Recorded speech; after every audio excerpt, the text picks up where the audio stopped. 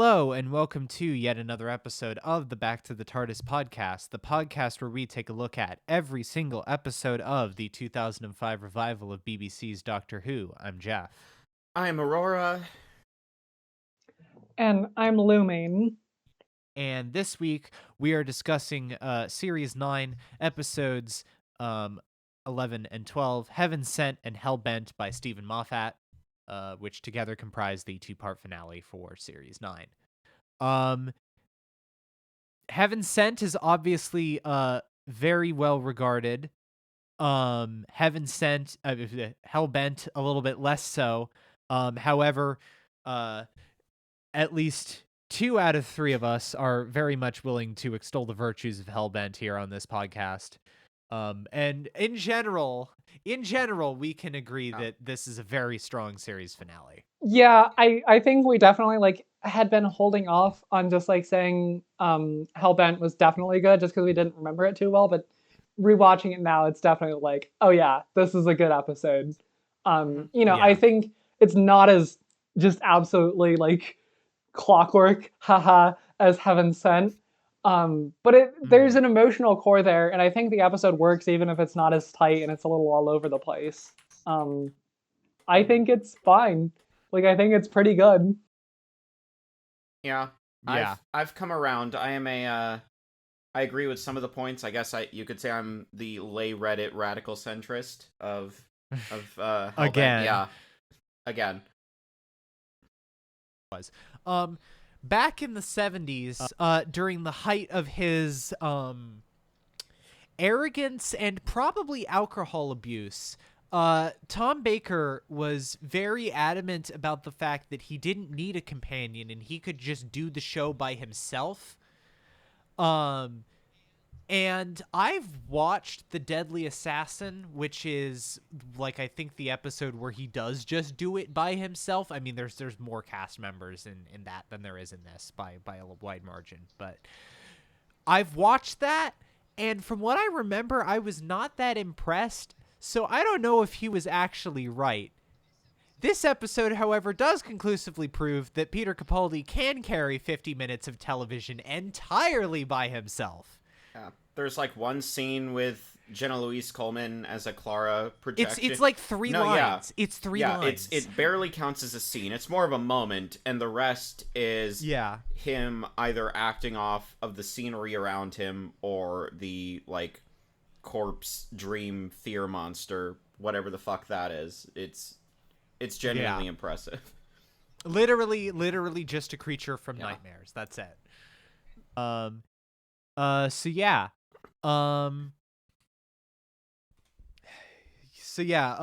Leaving off from last week, kind of opens with it opens very unassumingly, kind of opens up with the Doctor being teleported in and to this mysterious castle and just trying to figure out what's going on from there. And from there, it just morphs into a 50-minute long exploration of grief and Peter Capaldi just absolutely flexing all of his acting muscles and, Rachel Talalay pulling out all the stops. Obviously, we say this a lot this era, but this episode does look fantastic. This is one where I very consciously went, I am going to throw this up on my big TV and not watch it on my phone or something. I'm going to, get the full experience, throw it on the 4K display, turn the sound system up. Meanwhile, we're watching on 1, 2, 3 movies in the shittiest quality. Yeah. And porn ads on the side. Hey, of course. Whatever gets the job done. Yeah. Yeah. No, there's a lot of stunning camera choices and light choices that don't exactly feel avant-garde or new, but they're just classically they set the tone very well, and even moments that are clear CGI, the clockwork castle going around, still there still manages to be a sense of scale in how 12 is just completely isolated and alone. It's just one minuscule aspect of this gargantuan like space that he's found himself trapped in. It's very effective. Yeah, it's really interesting because I feel like you've had like similar sort of settings, but like for brief scenes. Like I'm thinking about the Ghost Mansion episode where the Doctor ends up in like the parallel dimension for like a few minutes, and that's sort of like a few minutes where 11 is really carrying that scene. But this is like sort of the Doctor in isolation, but for a whole episode, and I think it's sort of like similar things to what they've done in previous episodes, but just sort of scaling it up and really letting 12 just like go off. Yeah. Yeah, absolutely. And like I think it's interesting too, because watching the episode, it also makes you think about like, because of the fact that it is just 12 talking to himself this entire time, it also feels like that much, the visuals that much more of a flex, because without other characters to fill the void and just kind of a very loose mystery box plot that's kind of filled in with all these musings and stuff, the way that things are shot and the visual presentation of it kind of has to fill in the gaps. It's almost like you want to know a thought that I had while watching this that is so on brand for me and will probably make Lumine laugh really hard. This is the end of Evangelion of Doctor Who. What? Let's go. Listen. I was it just reminded me a lot of like the second half of that movie, where it just kind of goes much more abstract and highly visual as it very much kind of strips down to just focusing on Shinji. All right, sure. You know what? This is the Doctor's end of Evangelion. I believe you. Listen. If someone edited fucking Kamsa Surtad over this, it would work great. That's all I'm saying. Fucking Kamsa Surtad over the fucking revival montage. Just like yes, that is exactly what I was thinking. Him pounding. That is exactly what he starts punching it, and the piano kicks in. I wish. Fuck, I might could turn back time. I might have to do that this week. I might have to do that. Okay. All right. Tumbling down, tumbling down, tumbling down. I might have to crack open my copy of Final Cut Pro and do that this week. All right, I look forward to it. Yeah. This episode is really interesting because I feel like, you know, obviously the setting itself is very metaphorical for him being like trapped in his own head about stuff. Because ultimately what the episode is about is just sort of like he's coming off of a big grief, and just like on an abstract or on like a symbolic level, he's replaying those events over and over and over again in his head as he faces his own like inevitable end the same way Clara does, and he's sort of just like put into that same parallel position, and he just keeps, but unlike Clara, he just sort of keeps reliving it over and over and over again. But him being the Doctor and not Clara, it's all about how he ultimately builds his way out of that. And no, go ahead. And just sort of like within that, it's all just about examining the Doctor as a character, like where is he at now, and just the way, because he keeps going back into like his own little mind zone, which is the TARDIS. Yeah. But specifically the Mind Palace thing that he totally stole from Sherlock. No, okay. He just picked it up from his other show and put it in here. No.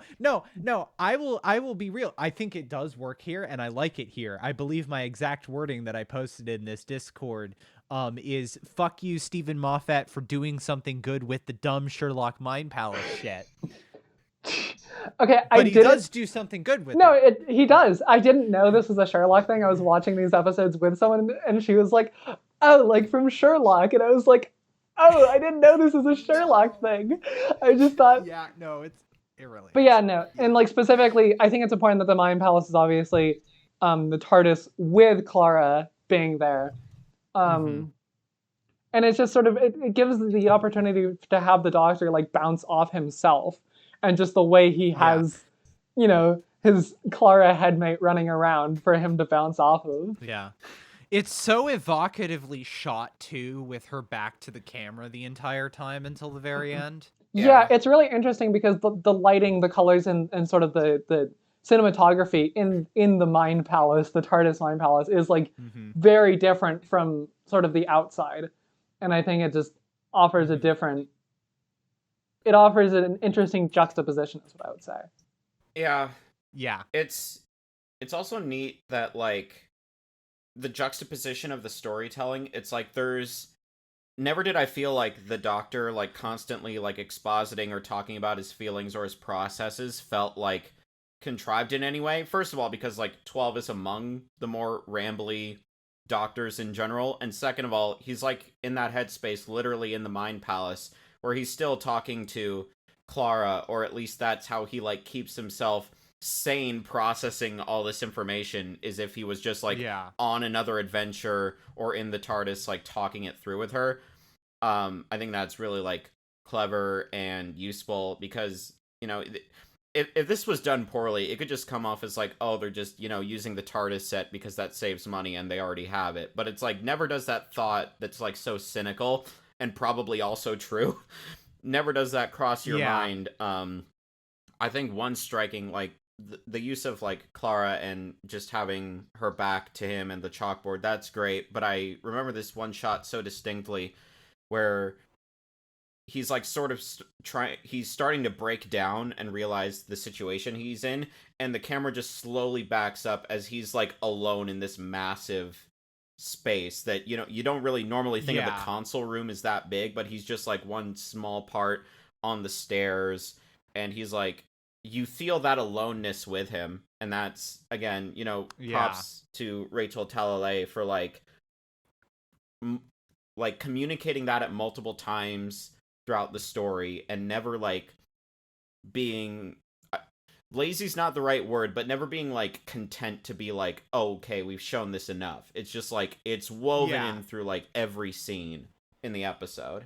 You know, you pointing that out gives me a really interesting thought, because there's a similar sort of moment in the like outside as well, like when he sort of gets he gets to the, sort of the outside of the castle, and it just like it zooms out and you see that he's just like completely alone in an ocean. And I think that's sort of like conveying the same thing, like the state of his mind is the same as the state of like his physical zone, pretty much, is that he's just like completely isolated. And like it's Moffat definitely has like a tendency, because he is, I don't want to say pretentious, but he has a bit of like, ooh, I'm so smart, I'm a smart boy, look at me, I'm so smart.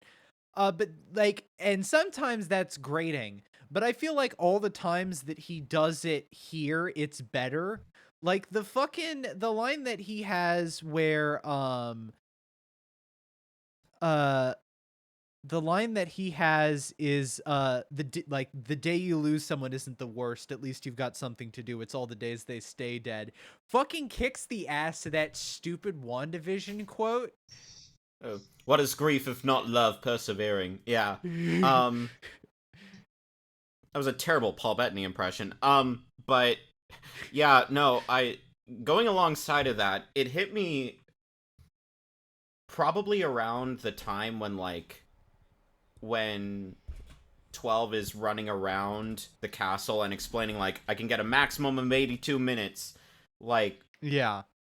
I think it was at that point where I was just like, I think the difference between like normal Moffat cleverness and this is that it feels like complicated and clever and like a very classic sci-fi, like almost like Twilight Zone way, because I could picture a Twilight Zone episode of like this guy who's had a really complicated life, and you find out through the episode that like this palace that he's trapped in is like all about like his own fears and trying to confront his own like grief or trauma or whatever before going into the afterlife or some other thing. It's a very human, universal story that again sort of plays to those classic Twilight Zone I don't know, fears and conceits that really revolve around a central aspect of humanity. And I think that's why, like, again, I think that's why the cleverness doesn't, like, annoy me, or there's never a moment where I'm just like, oh yeah, that's some Stephen Moffat writing, because it is, but it's also, like, again, evocative of that, like, grander, like, more simple kind of sci-fi tradition. Like, I could... This is a Doctor Who story, but it's also, like, you could put anyone who's not the Doctor and is experiencing and is, like, grappling with trauma, and it's, like, it's still a pretty fucking great story, regardless, so... And when you think about it, it resembles sort of classic sci-fi in another way, namely that it's queer-coded, because he's clocky here. Get out.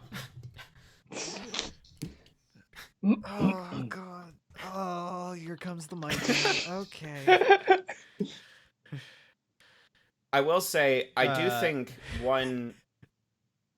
This is like skipping ahead a lot. I do think, and I'm probably not going to get much pushback on this, but the only thing that drags this story down, and I mean, like, by the most minuscule amount, like, it doesn't bother me that much, is, like, how much of this is centered around the hybrid, which is where I think both this episode and the next start to falter, because it's like, if this was just 12 and, you know, him dealing with his recent bullshit with, like, a shielder and Clara's death and his own grief and his own trauma, like, that's fucking great. But then they make it into, like, oh, the confessions have to be leading towards the hybrid, and especially, like I'm sure we'll get to it, that fucking, like, punching the mineral harder than diamond scene, that sequence fucking slaps. That's, like, basically perfect. But in the back of my head, it's all like, all he'd have to do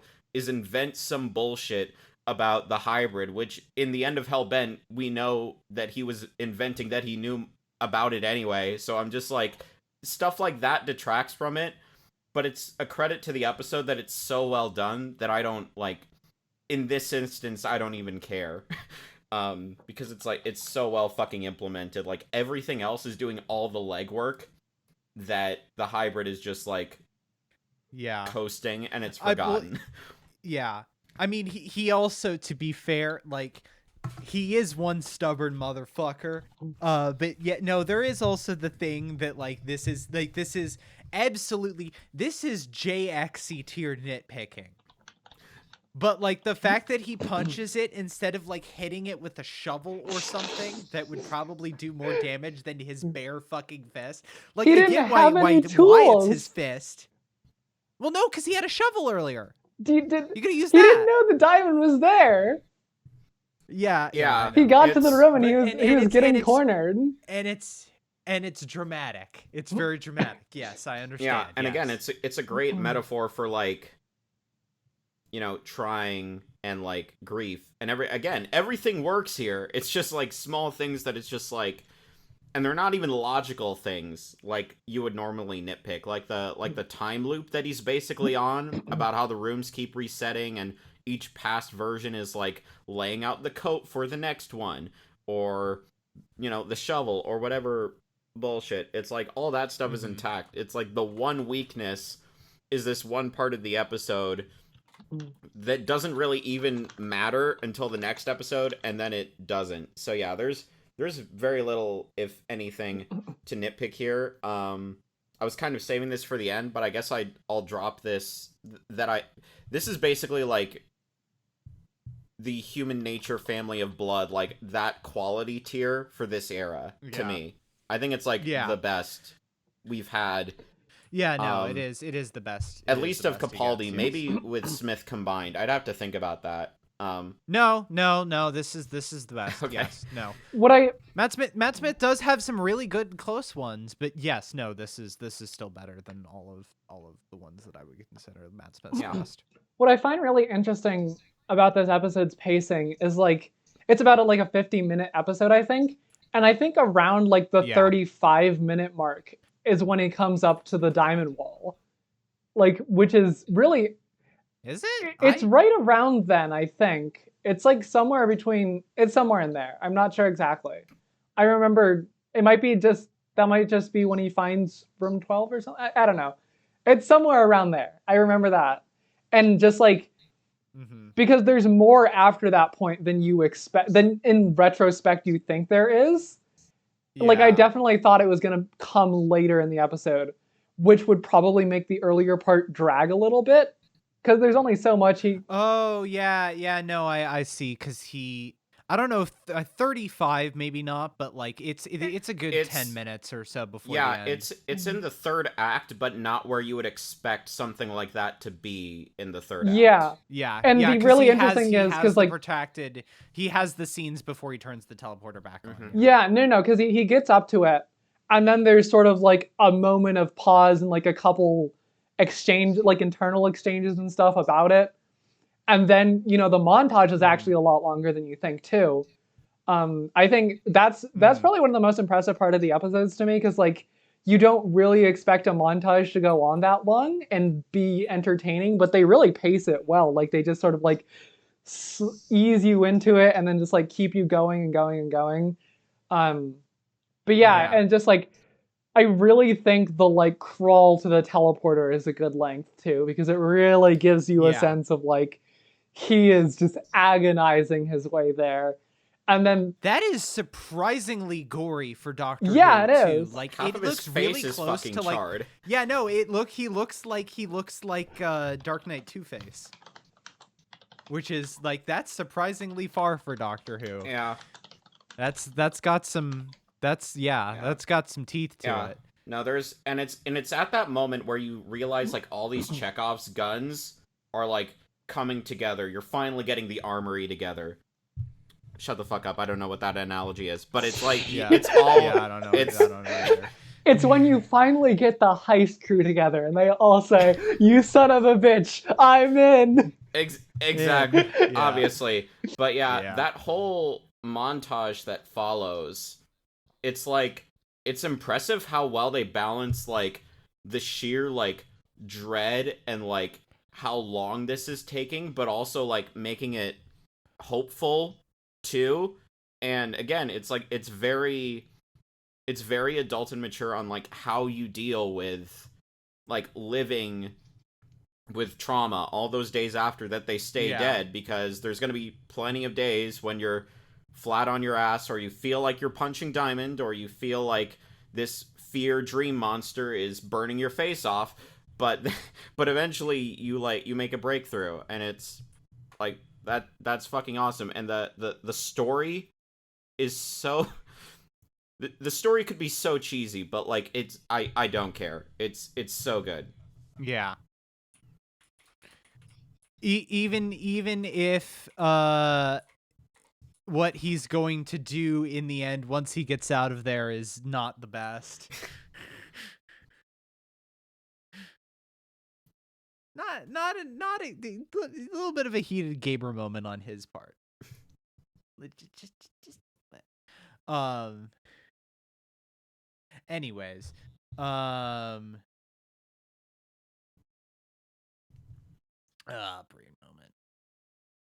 moment. Yeah. No.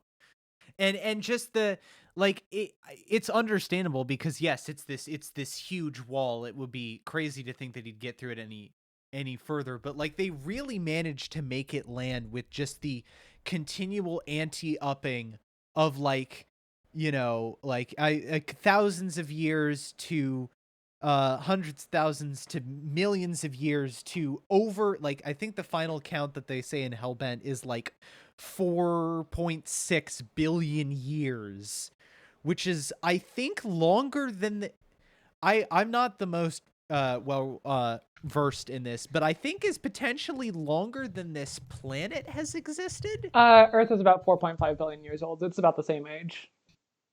Yeah, so the entire history of planet Earth worth of time, which is insane.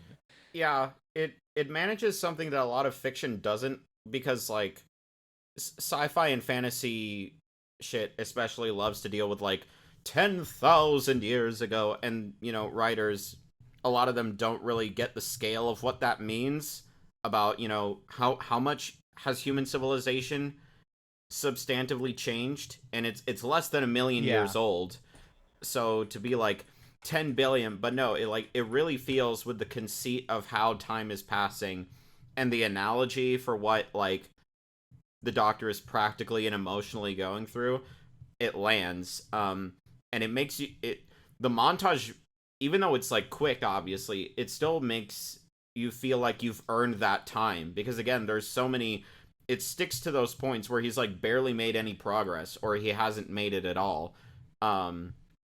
And then follows him up through like 200 million years, almost a billion years, well over a billion years, over 2 billion years. Like, it's, it could almost be like, again, if not well so crafted, it could be like seen as repetitive or boring. But again, just the way of like cutting through the different moments of the episode, but slightly different, with the Doctor saying those like amounts of time each time. It's like you believe it, and the story and the music. Again, we could spend like the next 20 minutes finding different ways to praise the third act. No, I completely forgot about it. I was going to say that too. I remember the music really standing out in a way of like, I don't really notice the background music a lot of the time in Doctor Who episodes. And I think it is, again, another thing of, because Capaldi's on his own, all these other elements have to pick up the slack that like other characters in a more involved plot would normally carry. But yes, no, the music in this episode is also phenomenal. I believe like on the officially released soundtrack for Series 9, an entire disc of it is just the music from Heaven Sent. And that's something that no other episode from the series does. Hell yeah. I just thought, this image in my head made me laugh of like if 11 was doing this episode and the only song you hear over this is I Am the Doctor. No, nightmare. I do not believe he could punch through that wall. I believe it with 12, who looks like 40 years older. He'd point his fucking sonic screwdriver at it, and it would just disintegrate, because that was Moffat during his hack period. Yeah. He doesn't have his... Well, no, 12 has his shades, because I know he pulls them out to look at the the fucking wall of Ceruleum. I don't fucking know what the make at the very end. It's some stupid fucking made up. Yeah. Anyways, yes, no, it's great. And you know what's also great? Fucking Hellbent. I'm leaving. No, go on. So yeah, so this framing device here, the framing device here of the diner, this is like, so as I said, I don't think this is as perfect as the last one, obviously. I think it has some really strong moments, but like some of the diner stuff, and there's like, I will say one thing that I did like is like there was a point when they were running around in the fucking cloisters where I literally said at the screen, this is filler, and like right as I was saying that, they stopped doing that and moved it on to the next proper plot beat. So I was like, oh, okay, cool. We don't have, because I was worried, because I also have not seen this episode in a long time. I was also worried that was just going to become like the next 10 minutes of the episode and just suck like a fifth of the runtime away. Yeah. But no, it's not. It's not more than like 5. The diner conceit is something I'm okay with in principle for reasons I'll get to later. I do think it would be more effective if this was like one of Clara's echoes from when she jumped into the time stream and did all that bullshit. Yes, but that would require Stephen Moffat to acknowledge that plot point, which he never does again. I know, but I'm sad. But still, like, it'd be cool to like...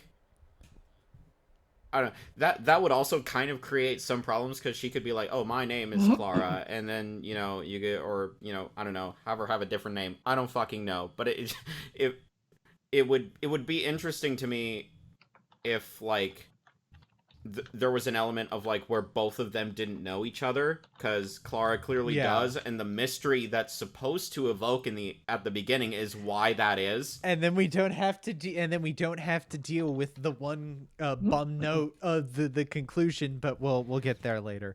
Yeah, no, you'd have to change a bunch of things to make the Echo idea work, but at the start of it, I was just like, if you're gonna be self-indulgent, at least do it in like a tasteful way, which I know that's not how it works, but I can dream.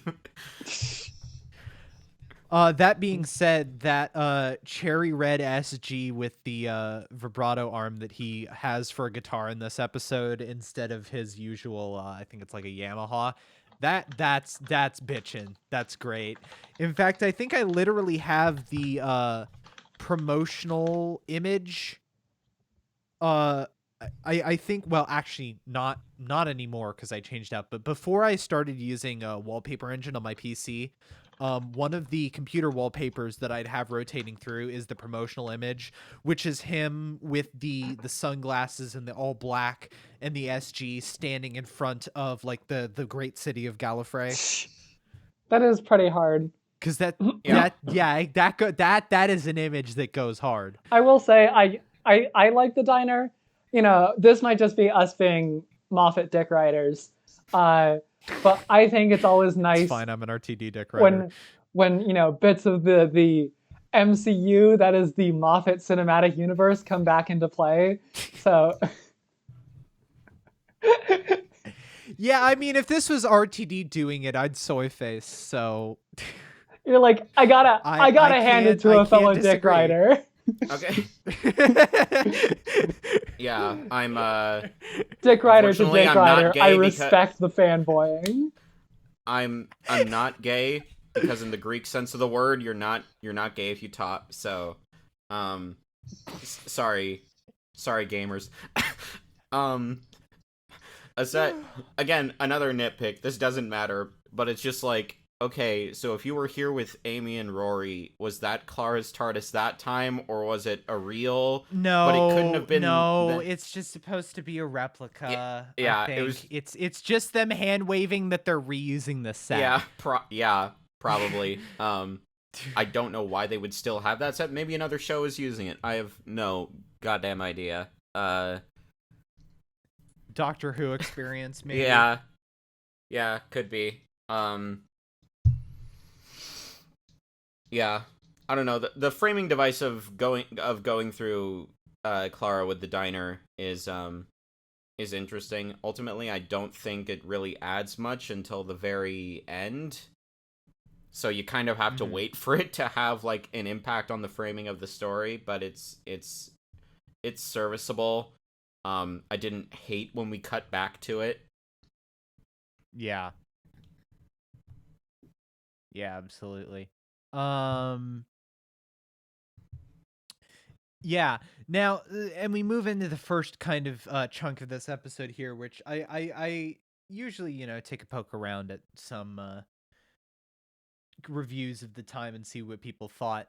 And I was surprised to see that people didn't like this bit because I think it's really funny and so true that in this episode, Rassilon is portrayed as a decrepit, gibbering, pompous idiot who even his subordinates don't respect him at this point. So I think that's great. I feel like we're missing a lot of context on Rassilon. I assume there's like a lot of classic and like extended material giving context for him. He's always kind of been a pompous shit, and I feel like more times that in terms of raw appearances, there have been more appearances where he's been in an antagonistic role than in a non-antagonistic role. But also, if you just even follow like on-screen continuity, if you go from like Timothy Dalton, who's like chewing the scenery and is like, we will become beings of pure energy to escape the time war, and then he gets like punked by a reanimated corpse who was yelling about meat like an hour ago and had just turned the entirety of the Earth's population into himself. I feel like they would have just been like, no. And then also the moment happened and the doctor saved everyone. So that too. Also, I believe in lore, canonically, I believe it is stated that Sim Master I believe it, because Sim Master goes through the portal with them at the end of time, and then when he appears later in Dr. Fall's World Enough in Time, he's just like there. I believe, at least in some expanded universe material, it is stated that the Master went through the portal, and then just very slowly and intentionally injured and then burned off another one of Rassilon's lives, and at that point they were just like, get the fuck out of here, go away. get out of here. So that's why the Master is still around. Rassilon is just like, what's his deal? I don't understand his deal though. Like, why is he the president? Because he was literally one of the founders of Time Lord Society. Okay, gotcha. Along with Tecteun. I believe he was. Shut the fuck up about Tecteun. Shut the fuck up. God damn it. No, yeah. One of the engineers of regeneration and stuff. Gotcha. And From the timeless child, right? Rassilon was reanimated somehow in the events of the Time War, because they were like, shit, we need our architect. We need a big strong man to come and save us, because we're fascist. I mean, he even time comes daddies. back. He even comes back in some 8 stuff. Yeah. Around Zagreus and stuff. So he had already been brought back. That was the thing that had already happened. But different continuity. There's nebulous continuities, but people had already been we're gonna bring him back and make him a piece of shit. I will say, in some aspects, I like how just toothless Rassilon is here. We see the glove that he used to do fucking everything, and it's just it doesn't work, or he's just he doesn't even get a chance to do it because he immediately gets deposed. Yeah, and part of me wishes, because apparently they did reach out to Timothy Dalton to reprise his role for this, which would have been fucking baller if they could have gotten him to do that on a regular ass finale episode of TV. I don't think Timothy Dalton would have been able to embody the same what's the word? Impotence. Yeah. The guy that they got and the way that they play it is much more yes, he still has some of the bluster of Timothy Dalton, but he's all bark and no bite. He's just a raving old man that nobody respects anymore. Yeah. No, I could see that. The one thing, and maybe this is the point, is just when he's face to face against 12, it's obvious who's more intimidating there. And if Timothy Dalton was there, I feel like that energy could have more been matched. But ultimately, it is funny for how big of a return to Gallifrey this is for the series, what a landmark moment this is. A lot of the quote unquote sacred cows are pretty easily thrown away with, which I think was an original complaint of mine, that it was just oh, they waste their time going back to Gallifrey. They wasted it on stupid Clara and the hybrid and wah and yeah, it's still not great that they basically ignore the impact of Gallifrey, or at least they don't touch on it as much as I would like. But it's when I was watching this time, I was just yes, get rid of Rassilon. Just let's have him fuck off. We don't need him. Let's continue with the story. So there's and I mean, I think it is an intentional thing on the part of the episode. It feels like it's going to set up for big Doctor Who finale thing. And I have to give it credit for this, because it bucks the trend of like pretty much every other major finale. Aside from the Series 11 one, but that barely doesn't even count, so we don't fucking talk about that. It bucks this trend by being like, oh, it's going to be big and bombastic, and the Doctor's pissed, and he's out for revenge, and he's going on Gallifrey. But then it just kind of decides to just toss that out, and it is in general, I think one of the things that I guess I'll say I don't think people necessarily got is that this episode is much more thematic than it is literal. I do like that's the whole thing with the resolution of the hybrid. The hybrid isn't this insane big bad thing. The hybrid is literally explicitly stated to be a metaphor for the toxicity of 12 and Clara's relationship. That is in the text. I do agree with that, and that's why I like this episode a bit more than I used to. However, I think the episode has a little bit of tries to have its cake and eat it too, because they have been building up the hybrid with like these name drops and acting like, especially in the last episode, acting as if it's a literal thing of like half Dalek, half Time Lord, or half two warrior races.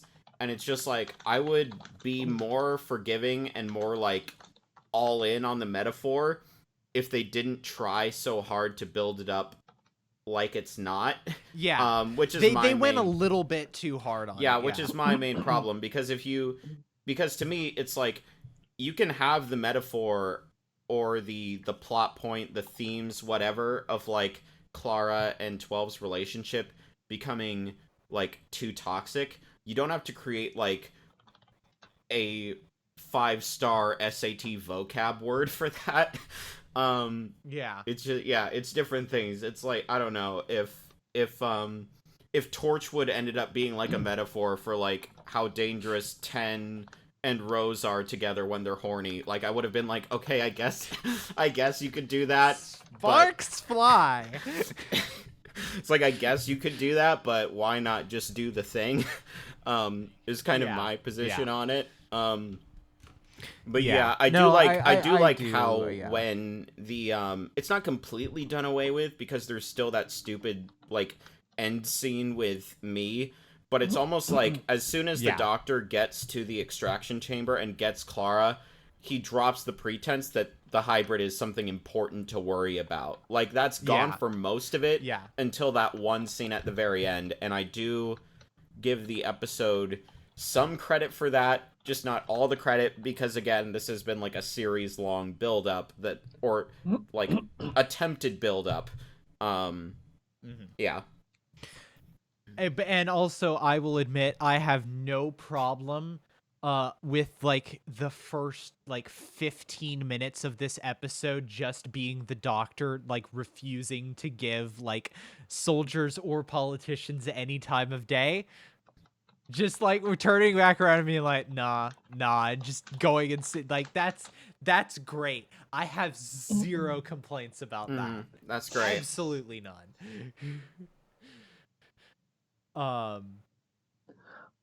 Also, the amazing line where Rassilon's like, what is he doing? What does he want? Revenge? And the Sisterhood of Karn Lady is like, the Doctor does not blame Gallifrey for the horrors of the Time War. He just blames you. I thought you were going to say the other line where it's like, what's his plan? And she says, I think he's finishing his soup. Yeah. That's good. Yeah. Fucking, I don't know. I think... I get why people were disappointed by this episode, because they sort of like bought into the big Gallifrey hype, which like we were definitely hyped when this came out, because it was like, holy shit, they're finally back to Gallifrey. And at that point it's been like 10 years. 10 years of the show, and it's not... like 20 something years of like in actuality. And I feel like And I feel like the episode very deliberately plays against those expectations. Yeah. Because it's like, no, of course the Doctor's not going to go back to Gallifrey and like fix everything and have a happy ending. He only goes back because he's like having a midlife crisis about some shit and just wants to fuck some shit up. And I feel like they very explicitly address that, like in the episode, like where they're like, you know, the Doctor is finally back to Gallifrey. What do you think he's going to do? Grab a TARDIS and run away. Yeah. I do think that's... Yeah. And it very explicitly, as I said, it plays with the expectations of what literally every other series finale before this, so 8 seasons worth, was. They were all these big, bombastic, flashy action set pieces, and this very deliberately bucks that trend. Yeah. And I think it's also something that I feel like Series 10 does, though to a lesser extent. And in that case, what it does is it plays more into horror, and it also does play more into character study. Like a significant chunk of the Doctor's Falls is just people talking. Yeah. I do think there's a bit of mixed messaging when it comes to, like, obviously the 50th is full of like bullshit, but like the like ending, I guess, sentiment is that he wants to find his home planet again. And then it's even more driven, like we know that carries through to 12 because we see his like very violent emotional reaction when he can't find it at the end of Series 8. So it's like, again, I agree, and I like in some ways that it's like, it's not all about, like, fandom, like, fantasy fulfillment, but I think the beginning where he's, like, laying down in, like, the bed and eating soup, I think that's supposed to stand in for him, like, enjoying and just, like, taking time to himself to enjoy being back on his home planet. But, like, that's very, like, I kind of have to reach for that, you know? So it's, like, there's been some history of build-up. If it was just, like, within this series, and he knew he found Gallifrey, but he was just like, yeah, I'm sure they're fine, and that wasn't really a thing, like, I'd buy this more, but it seemed like after the 50th, and especially in that ending scene in, like, Series 8, that it mattered to him a bit more. So, yeah, that's just, like, it's a more nitpicky thing, because we move beyond that pretty quickly. It's just something I noticed. Honestly, I kind of feel like I feel like you could read his reaction at the end of Series 8 as almost more him being really mad, like upset that Missy lied to him. Sure. Than of based on how the Doctor's attitude towards Gallifrey has been, I feel like it's not a stretch, even if it's not necessarily what the original authorial intent was. It's not a stretch to assume that he's more mad about a not trusted friend, but a friend of the caliber that the Missy is lying to him than it is like the fact that Gallifrey itself wasn't there. Yeah. And it could also be like because 10 talks about like he kind of romanticizes Gallifrey, especially to Martha, but we see like at the very end of time that like he knows how bad it is. So it can be one of those like sort of complicated aspects of trauma where you like you miss something, but you know, like, if you're, like, confronted with that thing again, you, like, fucking despise it, or it's, like, it's not the same as you have, like, this imagined object of what that thing is in your mind.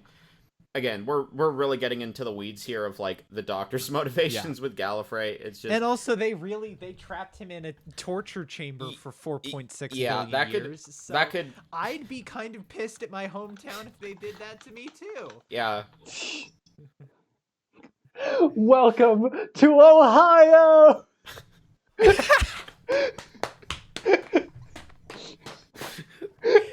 So true, bestie.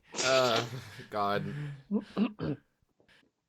Now I do just want to see an adaptation of this episode that's just like the story the Doctor was telling to Clara, and it's just like, but it's about a fucking small town in Ohio. And he goes back. No, the really funny thing where she asks his hometown. He's like, yeah, something's happened in my hometown, and she's like, Glasgow. He's like, yeah, kinda. Space Glasgow. Yeah. And then so no, the pretense is dropped. And yeah, it feels like it does feel like this interesting parallel back to the Time Lord Victorious, because it's the same thing of like, at this point, it is playing into this the hubris of the position that the revival series Doctor has been placed in, where in this case, even where the Time Lords still exist, it's not even a I'm the only Time Lord left now, but it is a I've helped these people out, I have done so much for the universe, I can be above everyone else. It is that temptation that he gives into. Yeah, he goes full yandere is what happens. Yeah. Here. No, yeah, that's the scene where the episode kind of shifts its focus into like what the real. It's kind of a bait. It's a bait and switch, and it starts to get into the like really good stuff here. I remember I used to be like ass mad. It's just like, the Doctor shot the general. That's not very doctorly, and that was just like, you fucking moron. That's the point. That's literally the point. I will call bullshit though. The general regenerates with eye makeup on. Fuck you. That's stupid. No, they went through the yassification process. Oh, sure, yeah.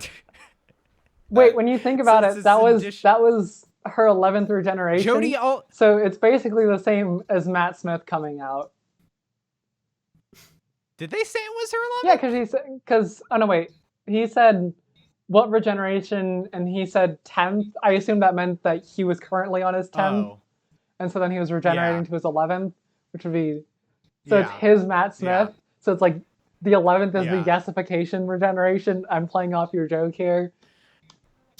Okay, there's some. All right. 11 is like the yassified 10. That's my joke.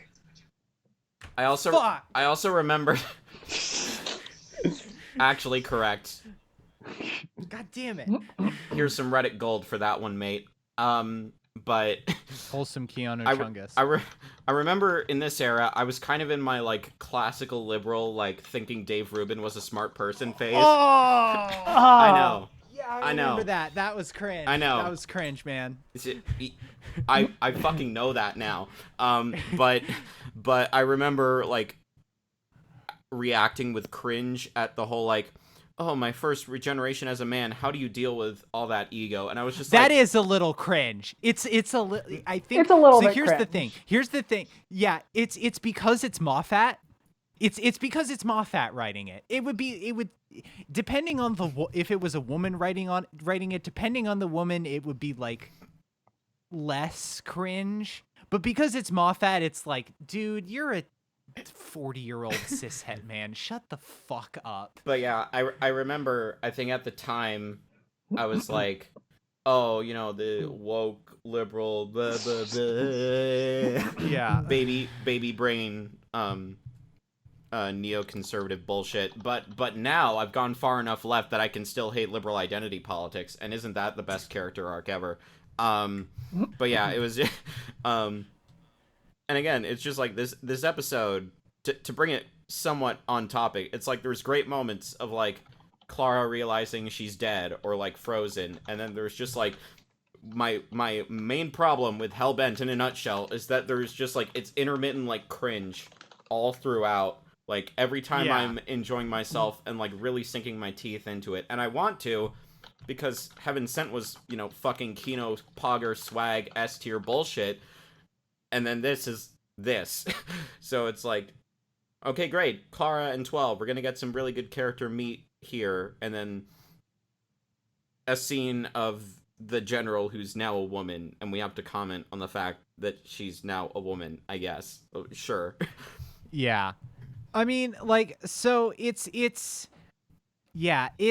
a little bit I don't know. I don't feel like I went into like cringe mode It's not that bad. much. There's no moment in this episode, to be clear, that is anywhere near the type of like neoliberal cringe that is the Chibnall era. Okay?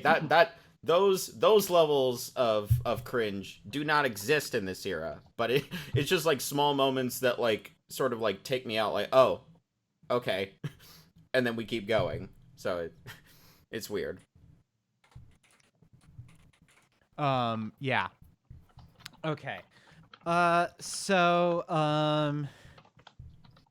yeah, they go into the cloisters, and yeah, this little bit, like this scene, I like this is a little bit fillery, but because it's just kind of some set dressing, it's fine. Yeah, But it's like a yeah, minute. It's fine. Yeah. no, They And it's show some fine. monsters for no reason. They're Yeah, just like, yeah, these yeah. exist. It's Doctor Who, No, they're remember? trailer shots. They're trailer shots. That's what they are. They're True. trailer bait. oh, the angels are gonna be in this episode. Aren't you excited? Yeah. Yeah, that's trailer bait. That is such trailer bait. But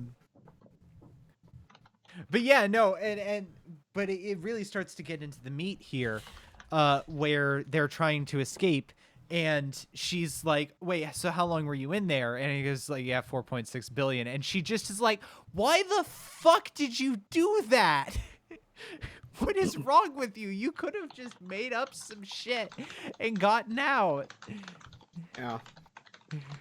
And it's very like reminiscent of like grieving and moving on, because even if we'll never be in that situation with a formerly dead relative, at least I hope you haven't, because if you do, you might need to talk to somebody. But it's still like, if you're going through a process where like you're grieving the loss of a friendship, or through drugs or whatever situation, you've like isolated yourself from like someone who used to mean a lot to you.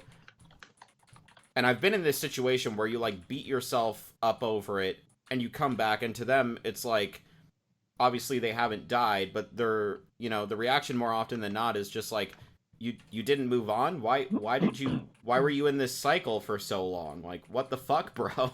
And I don't know, it's nice to see that after having lived through some more shit, and Psyche splintering off into different personalities, your usual Tuesday. It's like, I don't know, it's a scene that like is surprisingly resonant, and again, something I don't think younger us like gave credit to the episode, probably because I was still raging out over like, I don't know, Gallifrey bullshit or whatever. It's a nice moment. Mm-hmm. Yeah. And then steals a time machine, runs away, and this part here is where I think it really clicks. Like, before it was fine. This is where it runs in the point of like, oh yes, I am a hellbent defender. I will defend the shit out of this. This is really good. Like, I'm not gonna lie. I think earlier on we had said that we thought that like Mii's best like performance or appearance was in like one of the two. I'm actually gonna buck that trend and say I think she works best here.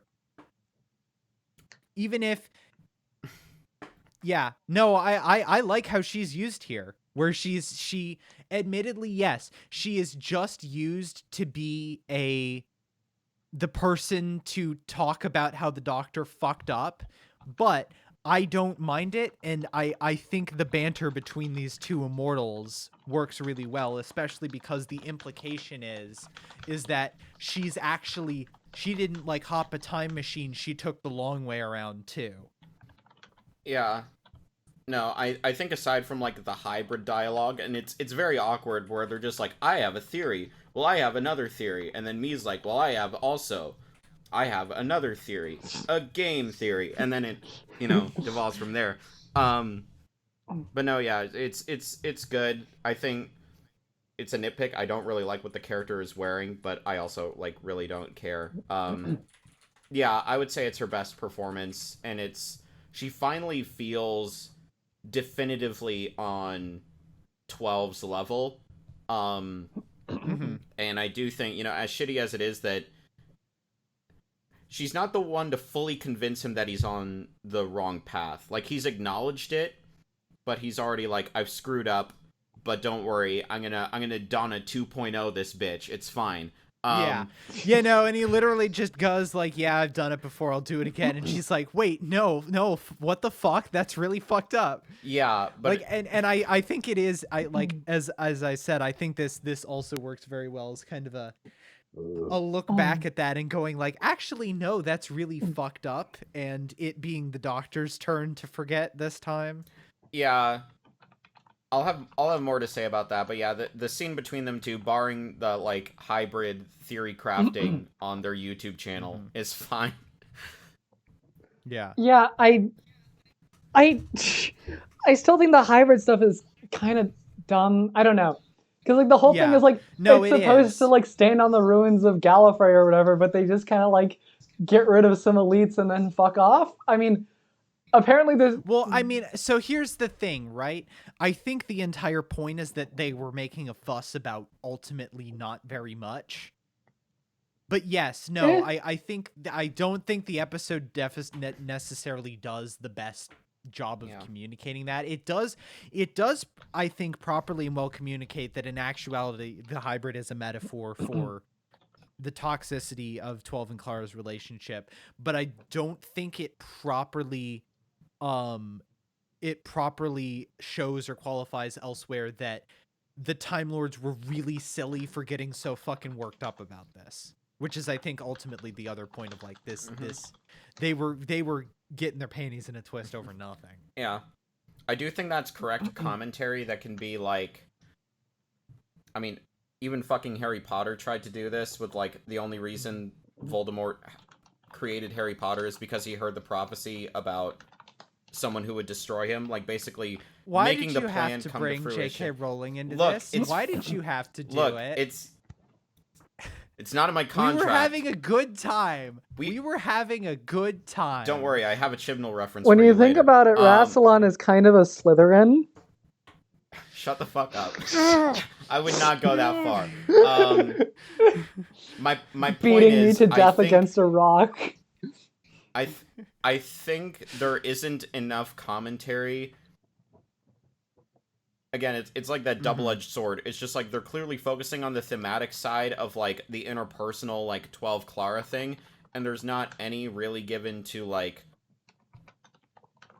what Gallifrey's deal is, and the episode's not trying to do that. But if the episode's not trying to do something, but you like sprinkle a little bit of what it could be doing, then people are just gonna be like, well, okay, why didn't you do that better? Like, it's just gonna happen. But again, yeah, the hybrid stuff at this point is like so brief. It basically like all melts away after Mii's like, I have a theory thing. Then it goes, we transfer the scene back into the TARDIS, and that's probably my favorite scene in the episode. Yeah. No, yeah, it's definitely my favorite scene in the episode. Yeah, absolutely. So yeah.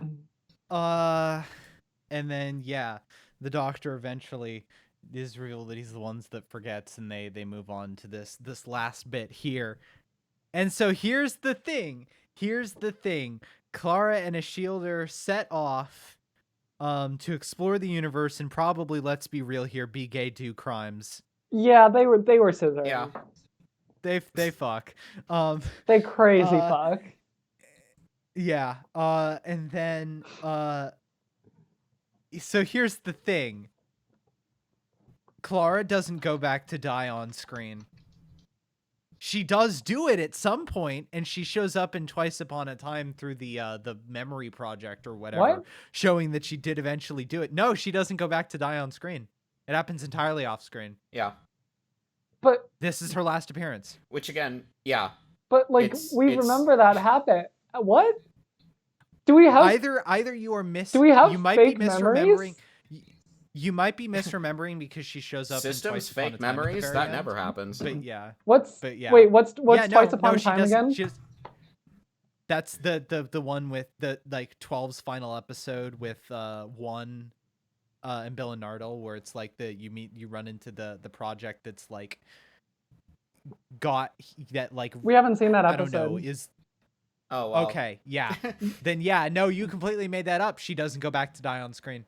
It happens What the entirely fuck? off screen. No, we genuinely have like very clear memories of a scene where she like they're back in the like white room and she insists to the doctor she has to go back, and then she goes back and the doctor's Well, like, she insists to the doctor that she has to go back in that first yeah, scene, and I guess but she doesn't actually do it. I guess my brain just like inserted that Yeah. as an ending at some point. What the fuck? Yeah, no, it doesn't. And that is kind of the thing of like Moffat can't help himself. I do kind of understand, like, on the one hand, like I do kind of see what he was getting at with the memory wipe ending over her just leaving and going back.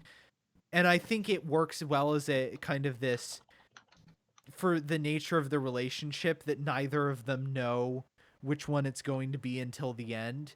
But yeah, no, it's he can't help himself. She probably should have just immediately gone back, or had the resolution to it being she gone back. However, I don't think that's enough to be like a really bad damper on the episode.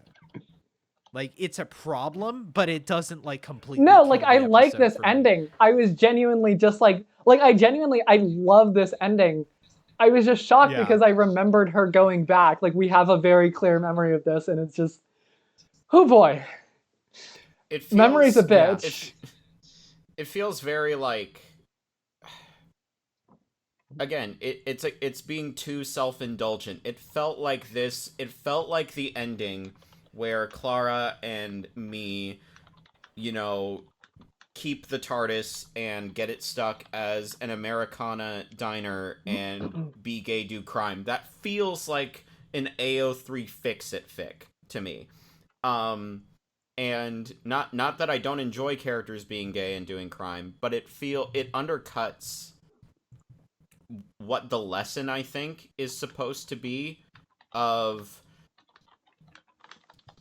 everything this episode is trying to do. Because even with all the hybrid bullshit, like, even with all that, if the episode had ended with like 12 forgetting or her going back, like, I'd honestly prefer if 12 didn't forget and he had to just like move on with the knowledge that like Clara is dead and she's going back and he can't do anything about it. Like, to me, that would grant some finality over that like lesson and ending. And here it's just like, I don't know the motivation for Clara to keep going, because she's already said that she's dead and she accepted it and she needs to go back for the stability of space-time, you know, small things like that. And then me, it seemed like her whole thing was like, she didn't want to keep going, but now she does. Even though presumably she's been like doing like stuff helping people, like at that like Diagon Alley knockoff. Again, sorry, Harry Potter reference, but like, I don't know, it just feels like at the last moment they had to be like, okay, but we need to make this like happier for them. And yeah, I don't think I would have as big of an issue. Even with all of that being said, I think I could have let it go if Bill's ending isn't basically the same. Like, in terms of like what she physically ends up doing with her life after the doctor. It's like, travel with your lesbian girlfriend after death, and then travel with your lesbian girlfriend after death. It's just like, yeah. Why did you do this? I think twice? He does it twice, but the second time it actually works. No, yeah, that time it works, yeah. But the fact that they did it the first time means it's like detracts from Clara's ending and it detracts from Bill's ending. So I'm just watching. No, it's because he literally can't help himself. Even in Amy and Rory, they're not dead. They're just separated for some weird, unspecific reason. He can't bring himself to actually genuinely have a downer, like a permanent downer ending, or someone actually genuinely like dying in the same way. He can't. He literally can't do it. He never does it once. Yeah, and we'll talk about I've had my ups and downs with like how Moffat is explicitly in series 5 treats Doctor Who as a fairy tale. Yeah. And I think that's kind of been explored to its furthest extent. I think the fact that he kept being like, well, it's Doctor Who, it can be scary, but in the end, the good guys always win and people always live. It's just like, that's fine if that's your ethos, but don't keep baiting it if you're never gonna follow through, Mm-hmm. Yeah. Anyways, I'm about ready to move on to ratings. We've been going for about an hour and 10 I'll minutes just throw at this in point. one last thing, defending the ending. Yeah, okay. Yeah, I get that there's a sense that it undermines it, and I think definitely knowing that she doesn't go back. Okay, apparently the friend I watched it with also remembered that the Clara in the diner was a time stream copy, and that she went back to die. So I think she and I have been we're living in the same Mandela effect universe, and we both just slipped into this one together. Honestly, I'd like to be in your parallel universe. Yeah, I do think that's that's a better ending, I think. If that Clara was just like one of her time stream copies and he was just going and venting to her, and like and then at the end we see that Clara did actually go back in. I like that ending more, the one that my brain apparently made up / remembers from the Mandela Effect universe we're apparently from. But I think I'm okay with this ending. Like, I don't know, I think it would have been good if we do see Clara go back eventually, but it doesn't bother me too much. I think it's a sensible enough ending that she like has the time in between now and her next heartbeat to go do whatever the fuck she wants.